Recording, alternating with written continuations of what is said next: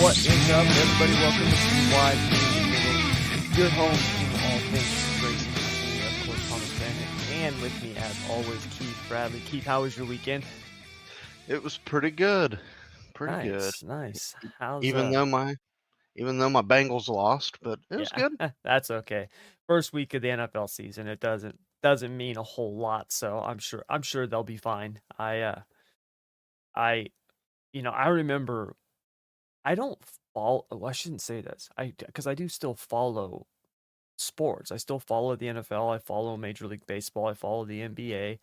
Obviously, I follow racing more than all of them. But I remember Sundays all through middle school, high school, and then even probably like the first, you know, up until I was like 27, 28 years old. Like Sundays in the fall were my favorite day of the week. I loved Saturdays too because I love college football. I've always liked college football better than the NFL. It's just now I don't like it as I still love it, but I don't love it as much because with all the conference realignment and everything like that, and we can have a whole discussion on players being paid and all stuff like that. But I liked the fact that I could turn on an SEC game, years ago, and it looked like an SEC game. I liked, what was the Pac-10 back then, looked like Pac-10, and now all these teams move in and realignment and stuff. It's just I don't know. There's not as many rivalries, and but anyways, I used to love watching college football on Saturday, but my favorite day was Sunday because I would wake up in the morning, and here on the West Coast, NFL starts early. So I would wake up at like 7:30 in the morning, make myself breakfast. I would always do my laundry on Sundays. I would start my laundry and then I would literally lay on the couch and I would watch the NFL pregame show. I would watch the NFL game, and then as soon as NASCAR came on, I would be flipping back and forth between football and NASCAR, and I loved those days. And I would usually it would usually result with me falling asleep, taking a nap on the couch, and then waking up sometime before Sunday night football and watching Sunday night football. It was literally the best day ever. I loved them, and I don't get to do that anymore. But now, I was just thinking about that this last Sunday when NFL got started. I was like, God, how what I would give to be able to just go lay on my couch all day long and watch sports again. I really miss those days. Yeah, and that's how I am. I'm more of a college football fan. I think the play is better, I think. And then like I like watching baseball come playoff time. Same thing with college basketball. I don't really care for the NBA. Yeah, I still like the NBA, but there's things about it that drive me nuts. Like I still like the games and everything like that. I think some of the and it has to do with what sports has become. The NFL really set the trend with this, where they made it a year-round sport, right? Even though there's only 18 weeks of regular season, and you've got the playoffs and the Super Bowl and everything, but the NFL has become a year-round sport. I mean, if you look at what sports networks were doing just, 15, 20 years ago, I remember I would watch highlights all the time on SportsCenter, right? Every night. That's how I got caught up on a lot of stuff, was I would watch SportsCenter. I was working at the casinos. I was working nights back then, and I would come home. It'd be like 1 or 2 in the morning. I'd watch SportsCenter. I'd see the highlights of the games I missed, and they would talk about baseball. They would talk, it was a lot of stuff going on. Now it's literally NFL 365 days a year. Like, it could be in the middle of the baseball season and they're talking about, NFL free agency, or they're talking about the upcoming draft, or, the draft combine. I mean, it's nonstop. In the NBA, it's gotten like that too. And you get all these players who, it's like, you're complaining, you literally signed a $200 million contract, and you're bitching about your teammates, or you're bitching that you can't win here, or you know what I mean? Like, it seems like there's always somebody who's pissed, there's always somebody who's upset. It's just Yeah, the NBA is I'm not as big of a fan of it as I used to, but yeah, I miss those fun Sundays. They were great. But anyways, moving on. Speaking of Sundays, we got a lot of stuff to cover as we had a big race this last Sunday at Kansas. We got a ton of stuff to cover in our dirt track recap with the Outlaws and the Gold Cup Race of Champions. Plus, we had the World 100 at Eldora. Uh, we even got a new points leader here in the USAC sprints. We got a ton of stuff going on in the world of racing. But before we dive into hit or miss and everything else that we got going on in the world of racing, in today's open, I gotta cover something that is just I don't know. I guess it's kind of finally beaten me into submission. Um, it actually it reminds me of speaking of the NFL, it reminds me of instant replay. Okay, and what I mean by that is this. I can't stand instant replay. It takes forever. No matter what they do, they never get the call right. The game was much faster in every sport. It's much faster without it. And you have these purists who are like, "Hey, man, just want to get it right." And it's like, me too. I too would love to get it right, except they don't get it right. And we end up sitting there watching these guys under a tent for 5 minutes, look at 30 different angles, and the results are still the same. I thought of this as I was listening to people bitch about restarts in NASCAR because it's become the same thing. And what I mean by that is they're just freaking ridiculous. I fucking hate restarts in NASCAR now. It's absolutely ridiculous. You've got all these guys who are laying back, trying to time the start. The guy who's leading the race is literally one of the most vulnerable, which they should have the greatest advantage since they're in the lead. That's the whole point of a restart. That's why we line them up 2 by 2 by 2, and why the leader sets the pace and determines when they get to go within the restart zone. You guys remember back in July when NASCAR came out and said they were going to start being a lot more strict, more stern with the restarts because, hey, man, we got to clean this up. Well, what have they not done? Clean it up. I mean, we saw this last week at Kansas. You had all these guys laying back, everyone trying to time the start. And look, it made for an exciting finish. Don't get me wrong. But then at the same point, if you are a Daniel Suarez fan, right? You're like, dude, this kind of sucks. You got these guys just laying back, timing it, getting a run, right? Diving down to the inside. It's become an absolute joke. And it's not like we see this just in overtime. We've seen this before at many tracks where we get these restarts and it's like, hey, man, cautions breed cautions. Well, the reason for that, especially nowadays, is because when we get to a restart, it's like, dude, all bets are off. And it's an absolute flustercluck, man. It's just ridiculous. And for some reason, NASCAR, after they say, hey, we're going to tighten this up, haven't done anything. And it's not that difficult. I mean, Keith, you can attest this. Go to any dirt track in the country on a Friday or Saturday night. And if you pull what these cup drivers pull on a restart, you're going to get sent to the back of the pack. It's really simple. Like you were told this in the driver's meeting. Don't pull that shit. Right? Except for maybe Bowman Gray, which is a clown show, and I don't count them as racing. I know I just pissed off a lot of people with that comment, but it's ridiculous. You cannot just lay back 5 car lengths and then try to time the restart. If you do that, you get punished. Absolutely 100%. You will never see a World of Outlaws sprint car race with a restart like you have in NASCAR. Not just because the track isn't as wide, not just because they've got gears and cups so they can accelerate faster. No, you won't see it because you can't do it. You've got to be double file when they come through that zone. You cannot be making 3 wide moves before the flag stand. Like, what are we doing? And yes, I know. Well, Tommy, a lot of those are happening after the flag stand. Dude, they're literally pushing each other, right?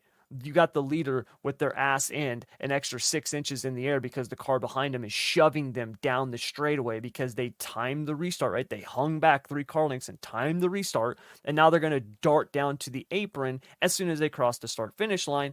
And you guys, if we want NASCAR, or if NASCAR wants to clean up the wrecks and clean up the chaos and all this shit, why don't you start actually punishing people? It's not that difficult. It's really simple. I mean, you said you were going to tighten this stuff up and you haven't done it.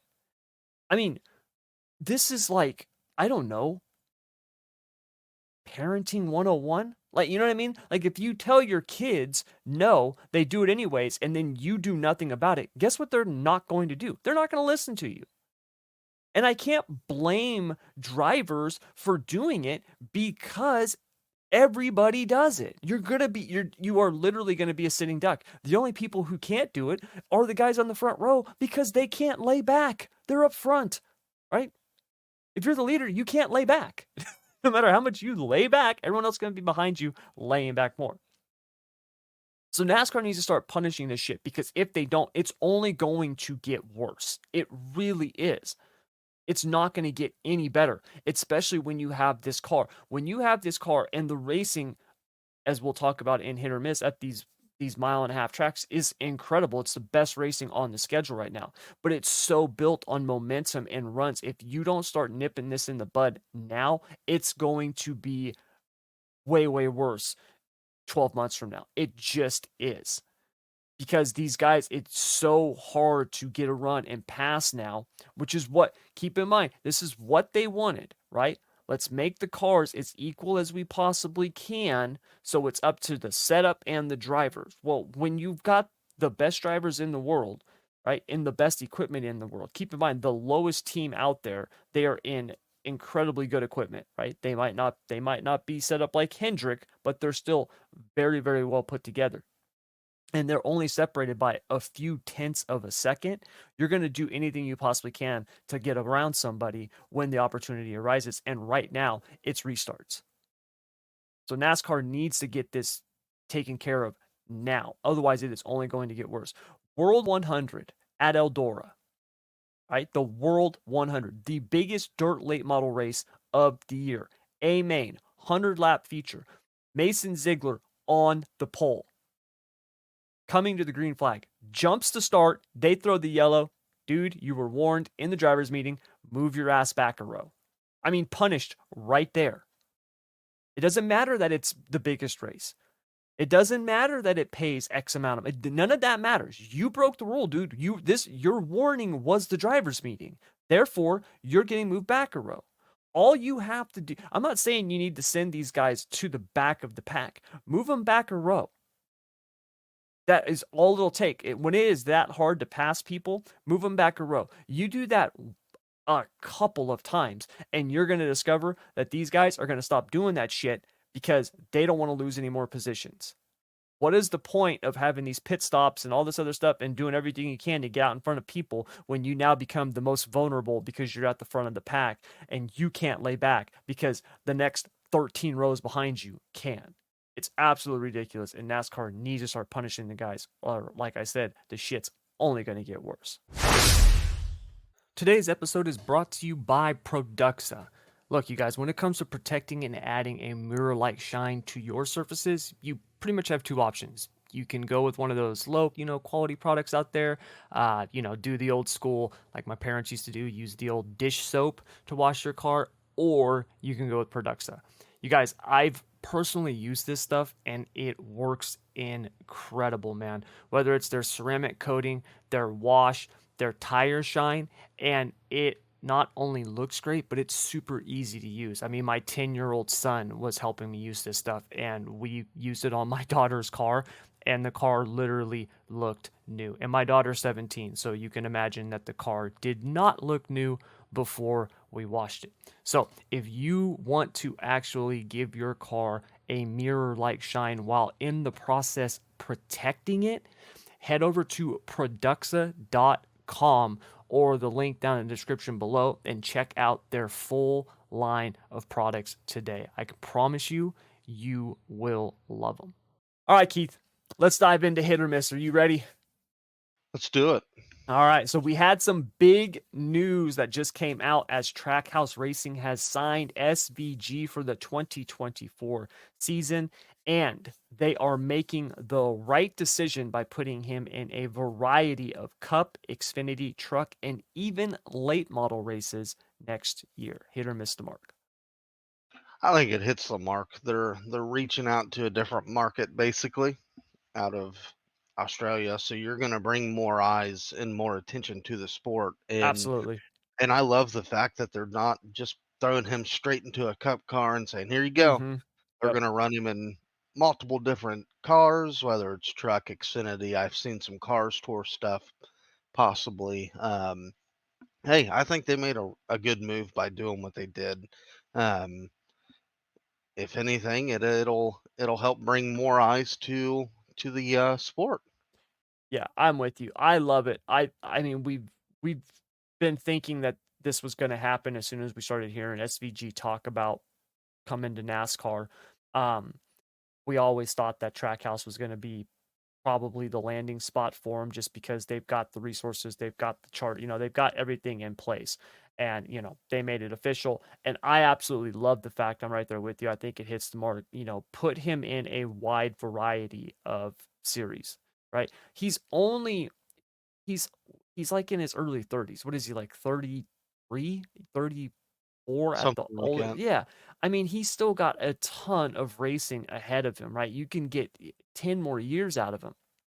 So let him run these other series. Let him get a feel for the oval racing and how the aero works. That type of stuff is so important. So I think it's good for him. And also let him get on the short tracks and beat and bang in a late model and see how that feels, right? Like I think it's just an absolute home run on them to do that. Don't just bring him in and be like, hey, he's a phenomenal road racer. We're going to just have him run cup and hope we can get into the playoffs. No, you set him up for success. Let's build the foundation. Let's get him on the oval tracks because that's obviously, he's done some oval racing early on, but he hasn't done that. He hasn't done a lot of that in years, right? On the V8 Supercar Tour, it's not like they're running, Bristols and Talladegas. So let's get him out there. Let's get him running that stuff so we can bring him along properly. And then hopefully, depending on how he does, I don't know what the long-term plan is, but 2025, 2026, we can see him full-time cup racing. So I love it, man. I was happy to see it. And I think, you know, to have somebody like that, like you said, that's from a different market who's had, very, very good success. I talked about this before. We've had drivers before, obviously, talk about Marcus Ambrose and these guys who've come over, but, you know, this this guy seems he just seems different in the best ways possible compared to those other drivers. So I think it's awesome. And obviously, the Cup Series with this car, even if they make significant changes to it, it's still closer than any other Cup car has been before to these foreign drivers have done. So I love it, man, and I'm definitely looking forward to seeing how he does next year. So moving on, after a disastrous 2 races in the playoffs, Martin Truex Jr. will be eliminated from the playoffs after this week's race at Bristol. Hit or miss the mark? Ooh, I'm gonna have to say it hits the mark. I don't. When the 19 struggles, he usually lasts a few races. I think. Do I think they could go into Bristol and win? Possibly. But man, it's just tough to, especially with this car when it's hard to pass. It's hard to dig yourself out of a hole. And it's gonna get tougher at Bristol. I don't see them advancing after Bristol. Yeah, I'm with you, man. And unfortunately, Bristol is not a good track for Truex. I think his last top five was like 8 years ago or something like that. I mean, like he just hasn't been good there. Now, he is a former champion. We know the dude can drive. He won the regular season championship this year. Like the dude can drive, and Joe Gibbs Racing is obviously a top tier team. You can put them right up there with Hendrick. So they've got the capability to do it.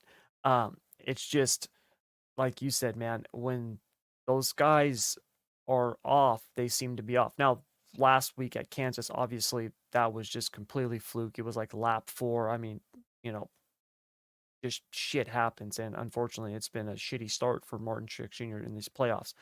But yeah, he's gonna have to really dig deep, man. He is. I mean, he's sitting 7 points below the cutoff line right now, and him, Bubba Wallace, Ricky Stenhouse Jr., and Michael McDowell. Those are the 4 out as of right now.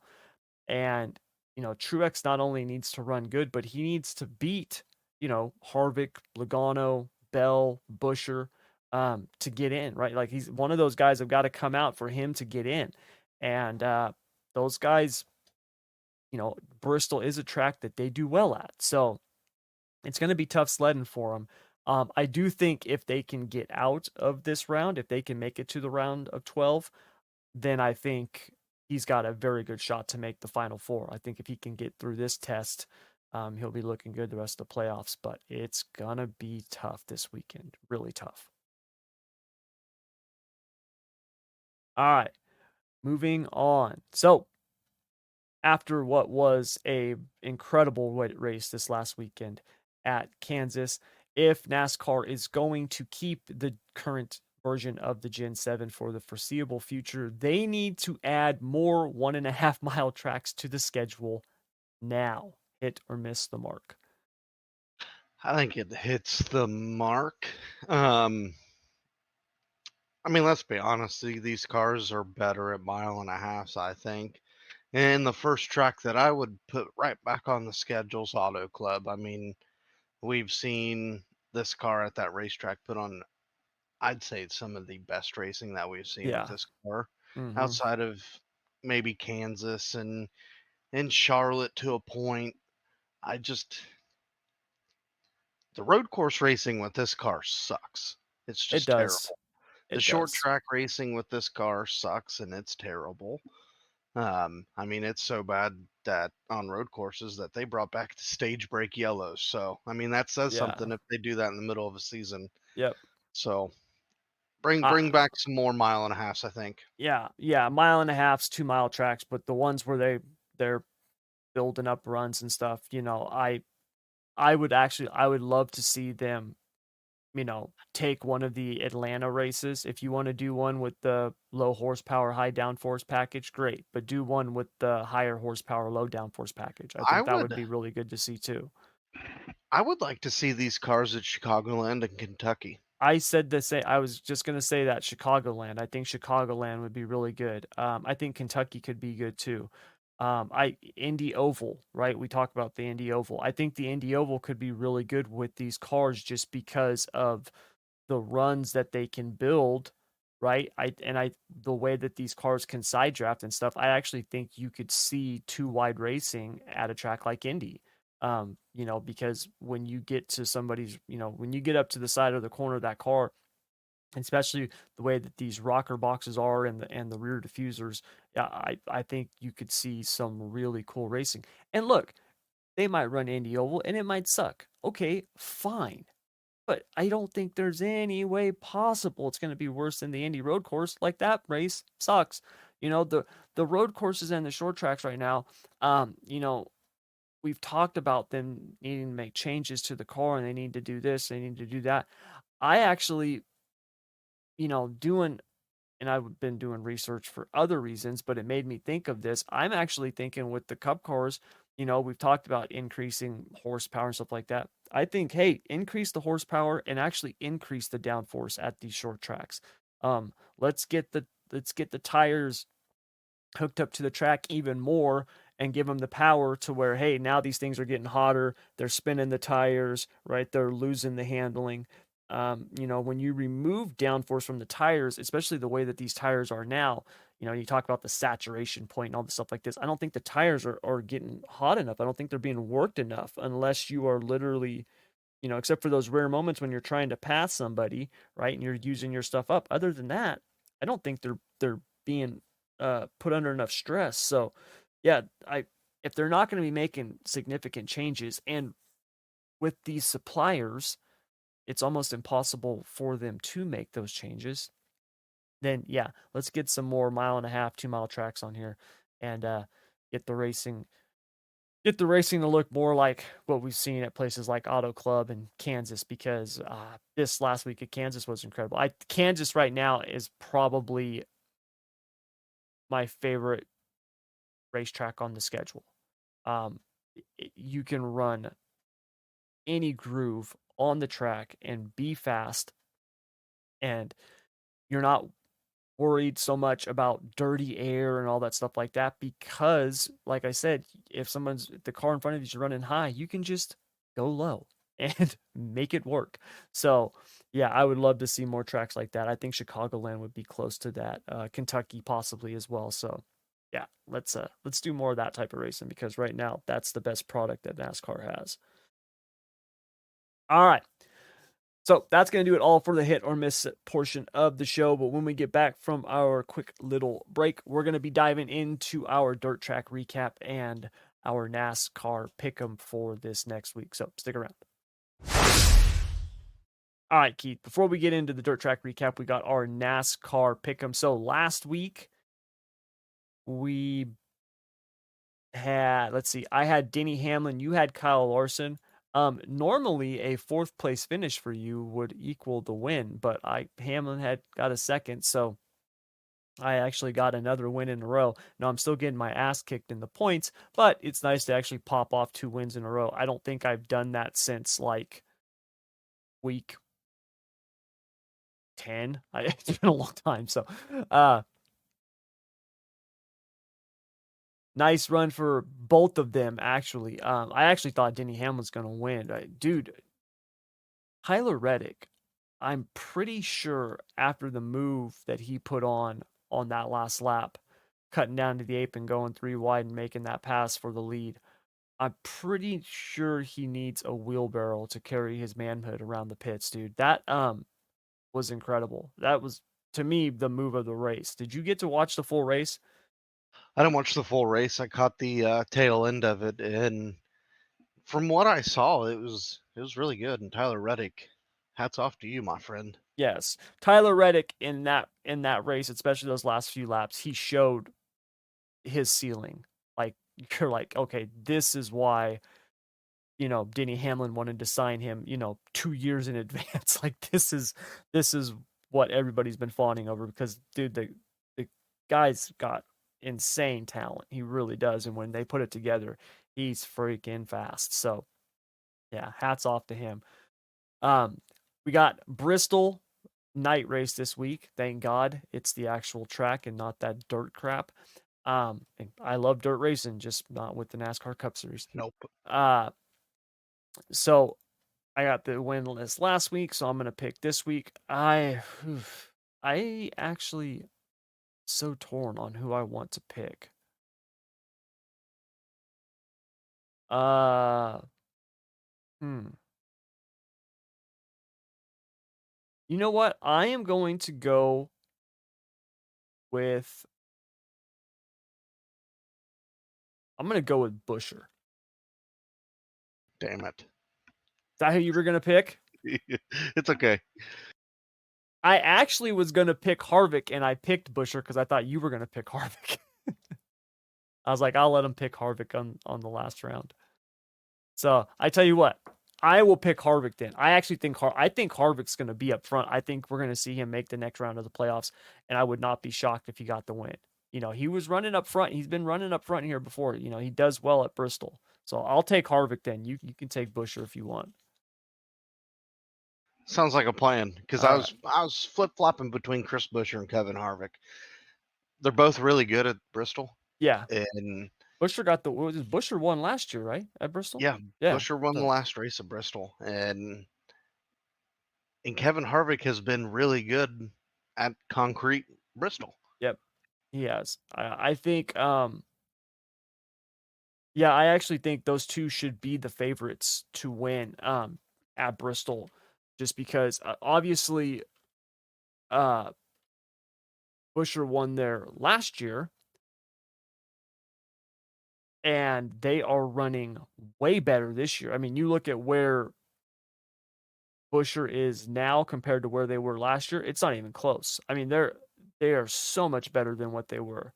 And for him to be coming in to a track that he's already won at and they are vastly improved, I think he has an excellent shot at getting the win this week. And like we said, Harvick has done really, really well at Bristol. I think one of the reasons that he does so well is the fact that with the track the way that it is now and that progressive banking and all that stuff like that, you see so many people running up on the wall, and Harvick is, he can always run all those tracks where you see all these people running high. He's just down on the bottom passing people. Like he always makes that bottom work. So And it's uh, weird. yeah, it is. It's so against the grain, but yeah, Hey, he makes it work. And I don't yep, know how he does it, but he does. yep, absolutely, absolutely, yeah. Um, I I like that pick because I think both of them are going to have really good races. So those are our picks for our NASCAR pick'em, and we're gonna move on here to our dirt track recap, which we got a ton of stuff to cover because there was a lot that obviously happened this last weekend on the dirt tracks. Kicking things off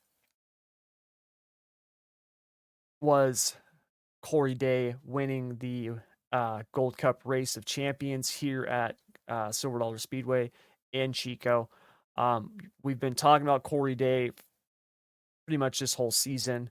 You look last year at what he did when the Outlaws came on the West Coast swing. He had some good runs. This year, he has done a whole lot more racing with them. And to get his first Outlaw win at Gold Cup is incredible. You know, it's for a California, especially for a California driver, a Northern California driver. He's from Clovis, which is not just a couple hours away. This is where you go as a kid, right? I mean, Corey Day was at Silver Dollar Speedway when his dad Ronnie was running here. You know what I mean? Like this is a track where a lot of these kids growing up, Kyle Larson talked about it. You spend the weekend at Gold Cup, that's what we did. I mean, Brad Sweet said the same thing. Gold Cup was in town. It was a holiday. You missed school. You know what I mean? Like you were out of school. You camped out for the whole week. It was awesome, and you got to see the Outlaws, and it was like a big event. And every kid that was that raced anything, whether it was outlaw carts or whatever, your dream was to win Gold Cup in a sprint car against the Outlaws, and Corey Day got to do it, and it was he had an incredible weekend. He was so fast. In fact, the California drivers did really, really well. If you look at Gold Cup throughout the entire weekend, an outlaw regular did not get a win on a prelim night. They did not obviously win the feature. They did not even lead a lap. Think about that for one moment. Brad Sweet, David Gravel, Carson Macedo, right? Logan Schuchart.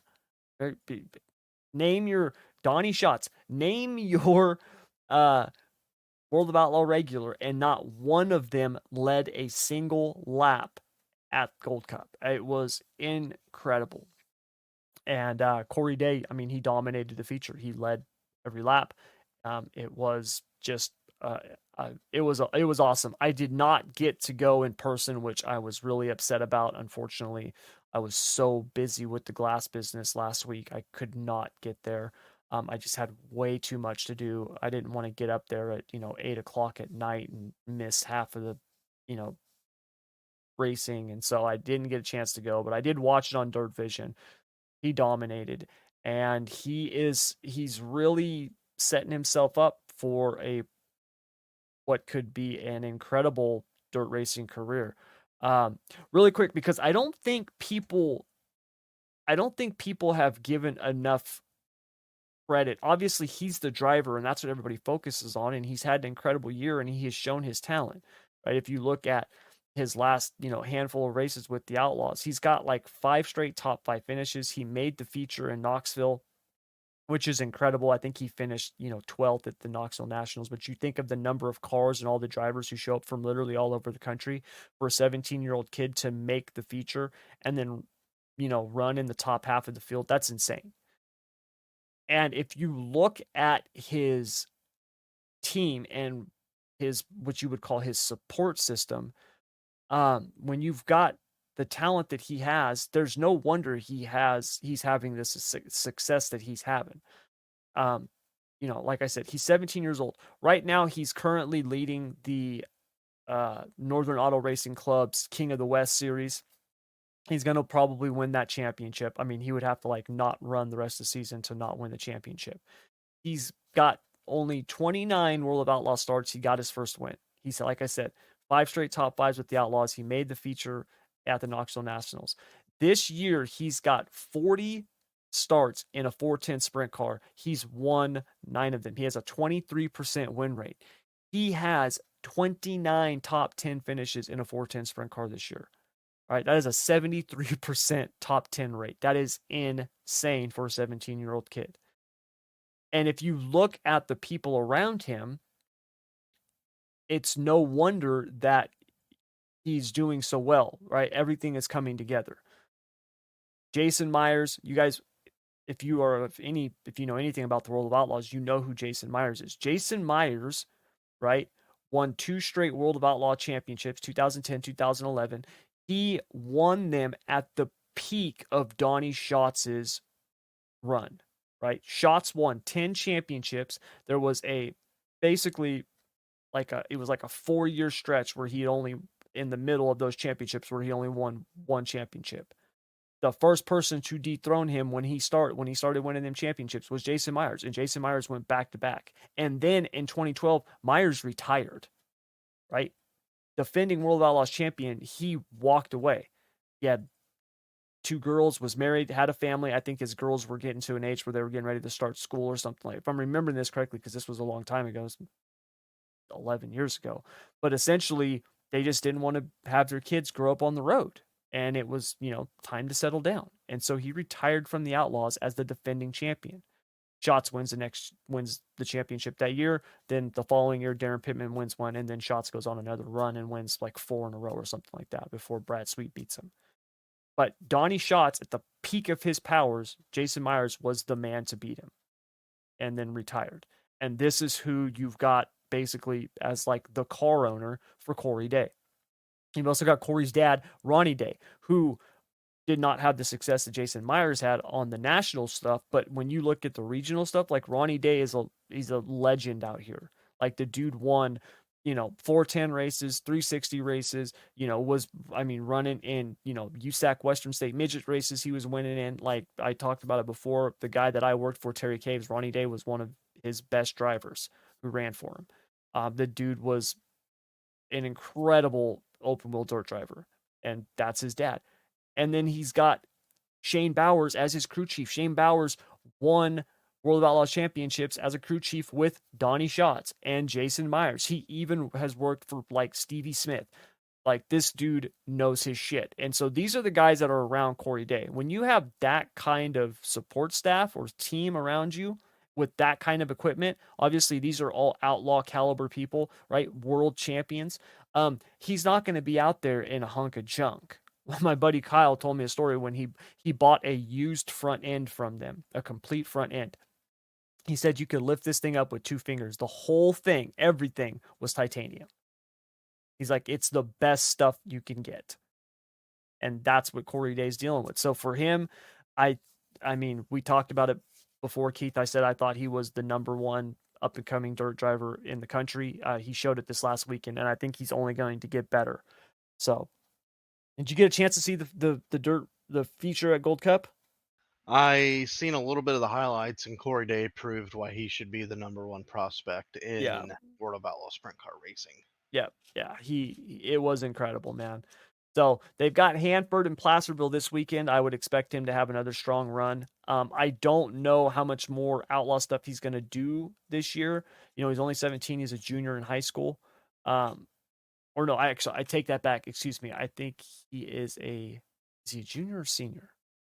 I can't remember if he's a junior or senior, but his dad, Ronnie, said they're not gonna be doing any full-time, tour racing until he's out of high school. He wants him to, get to be a kid, which I think is smart. We see this a lot of times with these guys who got talent and they show promise and then they get moved along too fast. And That's when burnout happens. yeah, it's when burnout happens, and then what you also end up going through the normal ups and downs of racing, because I don't care who you are, you're gonna have downtimes, right? Where things are just not working. And that's when when you're the next up and comer, you're the hot shoe, the person that everybody wants behind the wheel of their car, and then all of a sudden you hit a rough patch. If you don't have that type of experience, it could really screw with your head. And the mental side of things it's just as important as the physical. So in any sport, racing in general, it doesn't matter. So I think it's smart for them to do that. I said it before. I think he could actually drive anything. I think he's that good. I know it's like blasphemous to compare him to Kyle Larson, but there are so many similarities when I watch them race. It reminds me of when I was watching Larson race out here in California and just being like, yeah, that kid's going to be special. And that's what I see with Corey Day.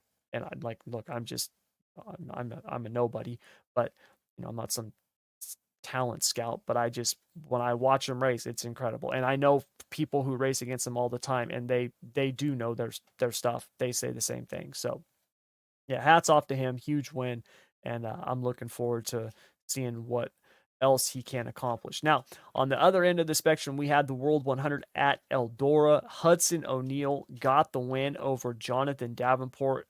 Incredible. This was a really good race, Keith. I know you're not big into the late models, but I got to tell you, the late models at Eldora, it's one of the best races you can watch. I mean, even if you're not a late model fan, you should watch that race, because the way that those guys run and they're up on the fence, literally banging their right rear quarter panel off the wall, and they're down on the bottom and throwing crazy sliders. Like it's such a good race, man. And Hudson O'Neal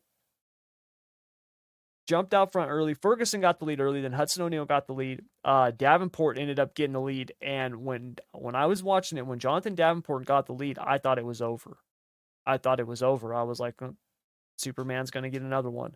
And Hudson O'Neal got back around him and won the race. And it was pretty cool, man. That was the first World 100 win for Rocket Chassis, which is also, or not Rocket Chassis, but the Rocket house car, which is pretty incredible when you think about all the success that they've had over the years. So, yeah, big shout out to Hudson O'Neal and that, because that was a really huge win. The Lucas Oil Late Model Series, they're actually running the late model Knoxville Nationals this weekend. Last night was night number one. Ricky Thornton Jr. got the win. There was some there was some drama with tires at the World 100. You had a bunch of people who right fronts were blowing out, and we've seen tire issues over the year. This new tire that has been rolled out, and it's not just we haven't just seen issues with teams and drivers on the sprint car side. We've seen it on the dirt side as well. And at Eldora, apparently, the guys at Hoosier, right, whoever is kind of in charge, whatever it is, they had been telling the teams, hey, you need to decrease your camber, don't be as aggressive with the camber, and run a minimum of 14 psi in that right front tire, because what was happening is apparently the inside of the tire, the inside temps. And when I say inside, I mean, if you look at a tire and you divide it into thirds, right? The inside of the tire, the middle of the tire, and the outside of the tire. We're talking about the width of it, right? The tread. Apparently the inside, they were seeing temps like they have never seen before, like the hottest temps they've seen in like 20 years.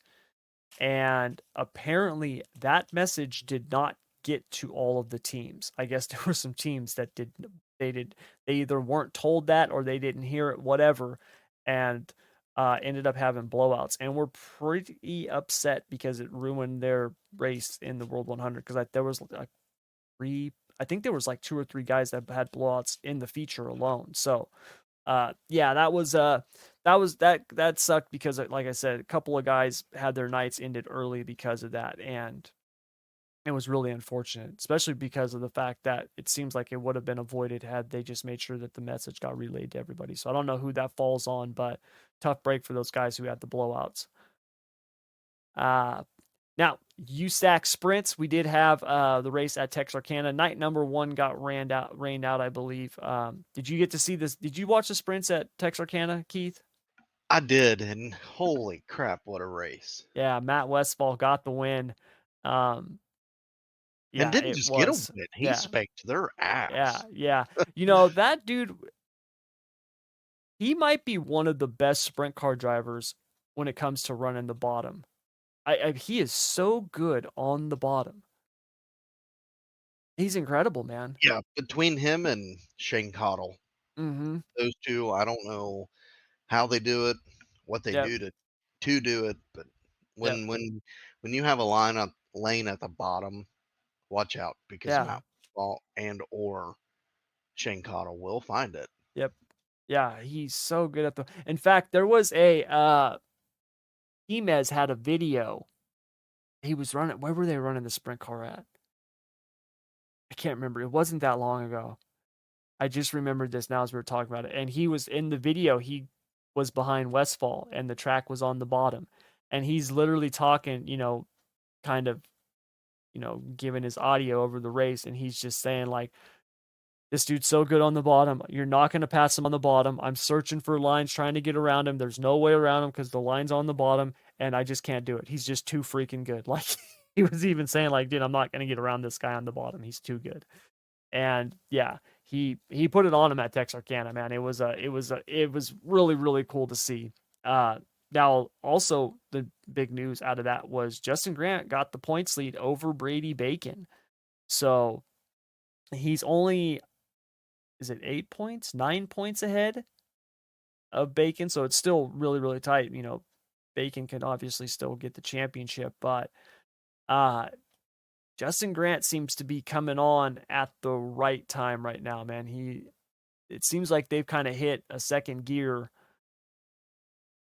with that sprint car team, and he seems to be on fire lately. It seems like every race that he's been in, he's been running up front. Yep, and that's what championship teams do. I Yep. mean, I think we're gonna see Justin Grant and Brady Bacon ramp it up here on the home stretch of the schedule, and it's going to be fun to watch. Yeah, yeah. Now they've only got like I think it's 7 races left. They've got Circle City and Tri-State this weekend. Then they got Gas City next week on like is it like a Wednesday or I think it's a Thursday. Yeah, they got Gas City on Thursday on the 21st, and then next Saturday, Four Crown Nationals, which I'm going to be at. I cannot freaking wait to go to this. I'm so excited. Uh so yeah, that'll that's going to be fun, man. That's going to be interesting to see because after that they've got Lawrenceburg and then they close out the season at Red Dirt. So, yeah, you think Justin Grant's going to pull off the championship? I do.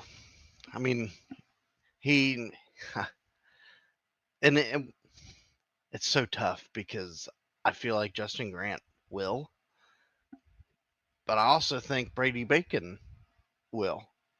Yeah, I'm not going to be surprised I won't be by surprised by either. either. Yeah. Yeah.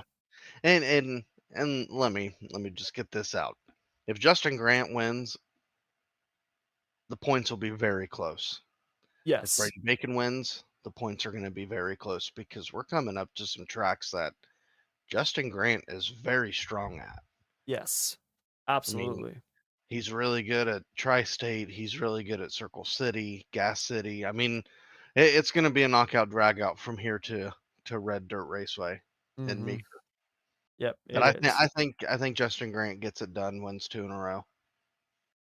I think so too. I don't see Grant getting the win in the midget championship. I think CV, as long as they don't have a disaster, I think CV's gonna bring that one home. I mean, he's got a 100 plus, it's almost 200 point lead over Grant in the midget. So I think CV's gonna pull that one off. But I think Grant's got a chance to win that sprint car championship because he has been looking really strong as of late. And he has, and I think he might even have a small shot at making up some ground in the midgets. There are some tracks coming up on that schedule too that he's won at in the past, and and he's felt the pressure of winning a championship, and it'll be Yes. interesting to see if he can apply that pressure to Logan Seavey into forcing him to make some mistakes. But I think it's going to be tough. Logan Seavey's been pretty strong in the midget this year. Yes, he has. He's been really good in the midget this year. But yeah, you're right. They got some tracks coming up. Obviously they got Gas City next weekend or next week as well. The sprints and midgets are running together at Gas City, and then obviously you got Four Crown. Um, they've got the dirt track at IMS, Indianapolis Motor Speedway, and then they've got their West Coast swing, Bakersfield, Placerville, Merced, Ventura, and both those guys are California drivers. I mean, they raced out here, coming up, so it'll be a good battle. I do think Seavey's going to get the championship. Seavey's got a chance to win the Silver Crown Championship too. He's leading that as well. I think he's only like 1 or 2 points ahead in the Silver Crown, but yeah, he's only got a 1 point lead over Cody Swanson. Justin Grant's third in the Silver Crown. So yeah, these guys, they're I to me, Justin Grant's the best USAC driver out there. For what because you can put him in any freaking car and the guy's got a chance to win. He's just incredible. But I tell you what, Logan Seavey has made a huge step up this year. He really has. He has, especially in the midgets and the Silver Crown. Not so much the sprint car. They're struggling with that 2B car for Yeah. whatever reason, and it always seems like when they figure it out, it goes right back to being poo poo. But hopefully they figure it out by the end of the season. I hate seeing guys as strong as Logan Seavey struggle, Yeah. consistently struggling to make shows when they should easily make them. But Yep. Logan Seavey, watch out for him at Eldora in the Silver Crown car. He was super fast there the last 2 years that I've watched. So Yep. Yep. Yeah, definitely. So yeah, coming into the home stretch of a lot of these dirt racing series, and it's gonna be exciting, man. But yeah, next weekend, Four Crown, I cannot freaking wait. Which does remind me, no pod next week because I'll be gone uh at the Four Crown. So no pod next week. We'll pick it back up the following week and we'll have a really long show because we'll obviously have to cover my trip in Four Crown, but also everything that has happened over the course of the last 2 weeks. So yeah, but that's our dirt track recap. And before we wrap things up today, we are going to have our GOAT of the week, which of course is our little play on the whole media. And anytime anybody does anything good, they're now obviously it's asked, are they the next best thing? Right? Team wins the Super Bowl. Are they the next dynasty? Right? So this is our little play on that with our GOAT of the week. So Keith, my man, who is your GOAT of the week? I'm gonna give it to Matt Westfall. We talked about it earlier. He showed up to Texarkana and delivered an old fashioned ass whipping. A late yellow came out, and I was kind of worried, like, man, they'll figure it out the top here on a restart and get him, and they didn't. He pulled out to a big lead even after the yellow came out and won his first USAC race since 2006, I think they said. So Yeah, hats off long to time. Westfall. Hats off to everybody at Ray Marshall Motorsports. They got the dub, and deservingly so. Yeah, I like that pick. You're right. His last win was like 16 or 17 years ago, which is incredible. The fact that he's still doing it. I personally love that. And The fact why not make your next one a 10,000 to win race? Yeah, exactly. So, good pick. I like that. My go to the week is obvious. I already talked about him a ton. I've been talking about him for the last few months. Corey Day, what he did at Gold Cup was incredible for him to come out and dominate that feature the way that he did, look good the whole weekend. Just hats off. Like I said before, I think the kid's got insane talent, and he showed us that this last Saturday night at Gold Cup. I mean, the whole week at Silver Dollar. So yeah, that's my go to the week. Big surprise there, but yeah, did a phenomenal job, and yeah, looking forward to seeing what he's going to do next. So anyways, that is going to do it all for this week's show. You guys, thank you very much as always for downloading, subscribing, sharing all the stuff that you've been doing. Please keep doing it. We really appreciate it. Keith and I, we do this literally just because it's fun. We enjoy it. And it's good to know that there's people out there who continue to enjoy it and, spread it around and get the thing growing a little bit each and every week. So thank you very much for doing that. But anyways, that's going to do it all for this episode. Keith, my man, enjoy your weekend. Are you going to be at Fort Crown or no? I'm gonna try my damnedest to make it. Okay. I'll have I'm to, hoping so. if you make it, we'll have to hook up, man, when we're there. So, cause there's a bunch of us going from the SSR group. So it's going to be really cool. I think there's like 10 of us that are going to be there or something. Awesome. Yeah. So yeah, hopefully I'll see you out at Fort Crown, but if not, I will talk to you the following week. So you guys remember, no pod next this coming week. We'll have one the following week, and we'll have a ton of stuff to cover when we come back. So hope you all have a great weekend. Enjoy the racing out there, and until next time, as always, take care.